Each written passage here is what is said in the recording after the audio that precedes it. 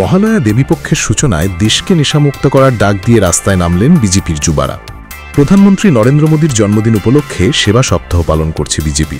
তারই অংশ হিসাবে রবিবার মহালয়ার সকালে কলকাতায় অনুষ্ঠিত হয় নমো যুবা রান। অনুষ্ঠানে অংশগ্রহণ করেন কেন্দ্রীয় প্রতিমন্ত্রী সুকান্ত মজুমদার, বিজেপি নেত্রী লকেট চট্টোপাধ্যায়, বিজেপি নেতা জগন্নাথ চট্টোপাধ্যায়, রাহুল সিনহা প্রমুখ। স্বামীজির বাড়ি থেকে শুরু হয়ে দৌড় শেষ হয় শ্যামবাজার ৫ মাথা মোড়ে। দৌড়ে অংশগ্রহণ করেন অসংখ্য মানুষ। এদিকে দৌড়ে অংশগ্রহণ করে কেন্দ্রীয় মন্ত্রী সুকান্ত মজুমদার বলেন,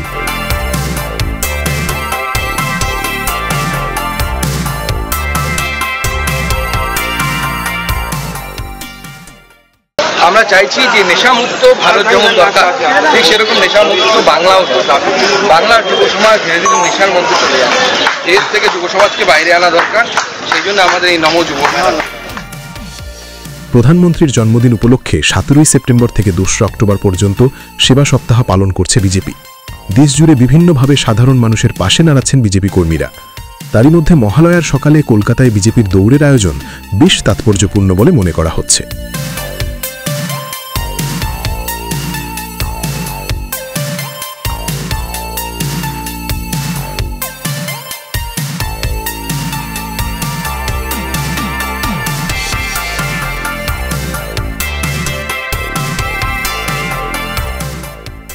সেপ্টেম্বর একই রকম নমো যুবা রানের আয়োজন হতে চলেছে শিলিগুড়িতেও।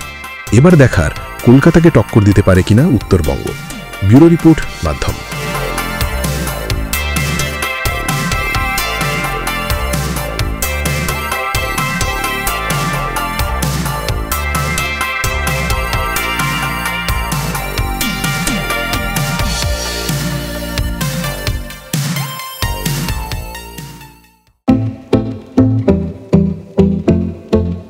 भारत के हृदय प्रदेश मध्य प्रदेश की धरती, जहां परंपरा और प्रगति का संगम है, और यहीं भोपाल में पहली बार आयोजित हुआ ग्लोबल इन्वेस्टर्स समिट 2025। प्रधानमंत्री नरेंद्र मोदी जी के कर कमलों से शुरुआत और केंद्रीय गृह मंत्री अमित शाह जी का मार्गदर्शन। इसमें शामिल हुए 9 देश, 25,000 से अधिक निवेशक और 100 से ज्यादा विदेशी प्रतिनिधि। समिट में हुए 89 MOUs पर हस्ताक्षर, 600 से अधिक बीदोग और 5,000 प्लस बीदोग मीटिंग्स, 26 लाख करोड़ से ज्यादा निवेश, जिनसे 17 लाख से अधिक रोजगार सृजित होंगे। मुख्यमंत्री मोहन यादव के नेतृत्व में सिंगल विंडो सिस्टम, 29 दिन में भूमि आवंटन और उद्योग एवं रोजगार वर्ष 2025 जैसी पहले मध्य प्रदेश बना देश का तीसरा सबसे बड़ा निवेश आकर्षण। यह सिर्फ एक समिट नहीं, बल्कि आत्मनिर्भर भारत की दिशा में मध्य प्रदेश की ऐतिहासिक छलांग है।